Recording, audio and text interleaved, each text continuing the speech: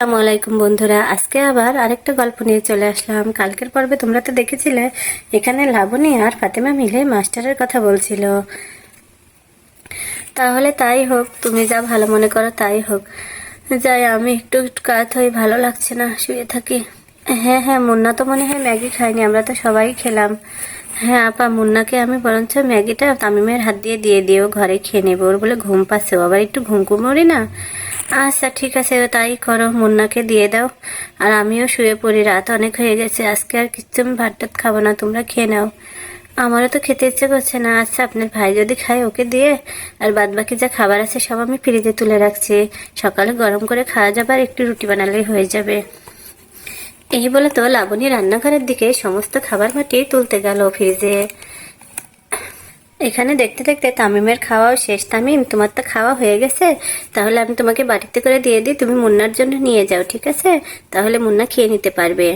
ঠিক আছে, আমি মুন্নার জন্য নিয়ে যাচ্ছি। এই বলে লাবণী মুন্নার জন্য ম্যাগি তামিমকে দিয়ে দিল। মুন্নার জন্য ম্যাগিগুলো দিয়ে দিল। তাই মুন্না, ওঠ, দেখ তোর জন্য ম্যাগি নিয়ে এসেছি, অনেক মজা হয়েছে, মা রান্না করেছে। ওট ওট ওট, অনেক রাত হয়ে গেছে, ম্যাগিটা খেয়ে তারপরে ঘুমো। আগেই ঘুমোচ্ছে, নাটা খেয়ে ওট ওট ওট। এখানে তো মুন্না ম্যাগিটা পেয়ে অনেক খুশি হয়ে গেল। ও মা, তোরা কত ভালো রে, তোরা নিজেরা খেয়ে আবার আমার জন্য উপরে নিয়ে এসেছিস। আমাকে না এমন আদর কখনো কেউ করেনি। তোদের বাড়িতে না আসলে বুঝতাম না ভালোবাসা কাকে বলে। দূর পাগল, বাদ দে, তুই তো আমার ভাইয়ের মতো, খেয়ে নে, অত কথা কোস না, খা তো। তুই খেয়ে প্লেটটা নিচে দিয়ে পানি খেয়ে আসিস, আমার খুব ঘুম পেয়েছে, আমি এখন শুয়ে পড়ি। ঠিক আছে, তুই শুয়ে পড়, আমি খেয়ে নিই। এই বলে তো মুন্না ম্যাগিগুলা খেতে লাগলো, আর ম্যাগিগুলা খেতে খেতে নিমেষেই সব শেষ করে ফেললো। মা, খুব মজা করে ম্যাগিটা খেলাম। যাক বাবা, রান্নাঘর সব গুছানো শেষ, মোছা টোছা শেষ, এখন যাই শুয়ে পড়ে গিয়ে। এখন তো কেউ খাবার খেলো না। অনেক ঘুম পেয়েছে, রাত অনেক হয়ে গেছে, রাত প্রায় 9টা বাজে। এখানে ফাতেমা, টুম্পার নানি মিলে ঘুমিয়ে পড়েছে। ও, মারা তো শুয়ে পড়েছে। এরপরে তো লাবণী নিজের ঘরে আসলো। এই, তুমি কি ভাত খাবে না নাকি ঘুমোচ্ছ? আজকে কি হয়েছে তোমার? তুমি কিচ্ছু খেলে না সন্ধ্যা থেকে, দেখি তো। এই শুনেছ? যখন আব্দুর রহমান শুনলো না, তখন তো লাবণী শুয়ে পড়লো। আর ডেকো না, আমার কিছু খেতে ইচ্ছে করছে না, একটু শুয়ে থাকি, ভালো লাগছে না। শোনো, আমি তো একটা কাজ করে ফেলেছি, ভাবছি তোমাকে বলবো। হ্যাঁ বলো, কি হয়েছে? আসলে কি জানো, আমি না মানে টুম্পা, তামিম আর মুন্নার জন্য আমার বান্ধবী আছে না টিনা, ওকে আমি ঠিক করে ফেলেছি। ভাবছি যে ওরা এসে পড়াবে।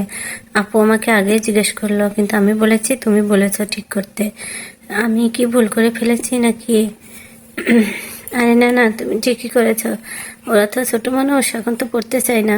আচ্ছা, সমস্যা নাই, কিন্তু ওটা তো কোনো সমস্যা না। ওই আমার বান্ধবী বলেছে 3জনকে পড়াবে, মাসে 5,000 টাকা নেবে, 2 ঘন্টা করে পড়িয়ে যাবে। 5,000 একটু কম টম নিবে না? 5,000 তো অনেক বেশি হয়ে যায়।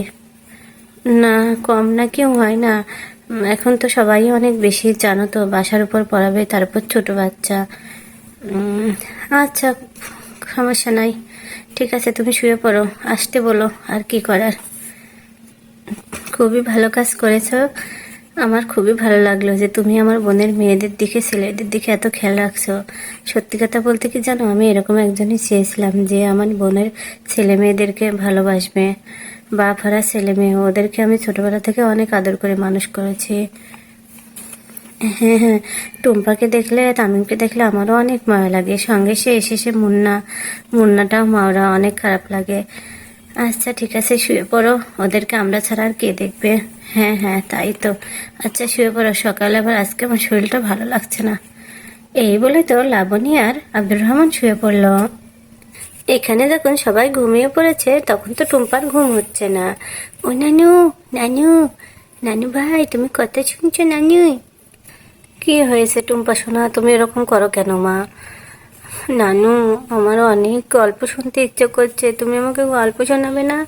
টুম্পা, আমি কিন্তু ঘুমাইনি, সব কিছু শুনতে পাচ্ছি, ঘুমাও বলছি।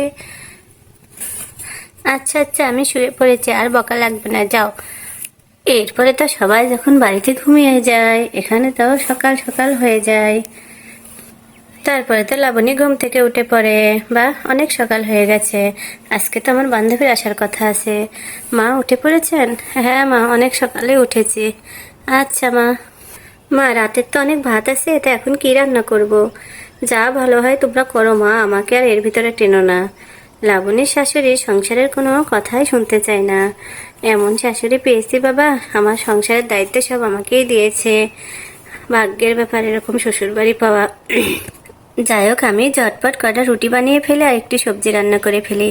বন্ধুরা, আমাদের গল্প যদি ভালো লাগে আমাদের চ্যানেলটি সাবস্ক্রাইব করে আমাদের পাশে থাকো। এখানে সুন্দর সুন্দর পুতুলের গল্প তোমরা দেখতে পাবে।